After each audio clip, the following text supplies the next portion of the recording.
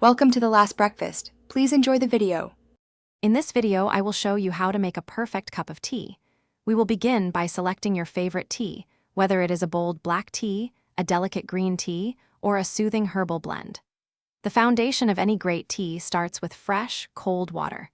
Always use a clean teapot or mug to ensure the purest taste, free from any lingering flavors. Getting these initial steps right sets the stage for a truly delightful experience. Next, let's talk about water temperature and steeping. For black teas, bring your water to a rolling boil, around 212 degrees Fahrenheit. Green teas prefer slightly cooler water, about 175 to 185 degrees Fahrenheit, to prevent bitterness. Steep black tea for 3 to 5 minutes for a rich flavor. Green tea needs a shorter steep, typically 1 to 3 minutes. Herbal infusions can steep for 5 to 7 minutes, or even longer for maximum benefit. Now, for the brewing technique itself. A good rule of thumb is to use 1 teaspoon of loose leaf tea for every 8 ounces of water. If you are using loose leaf, a tea infuser or strainer is essential to keep the leaves contained.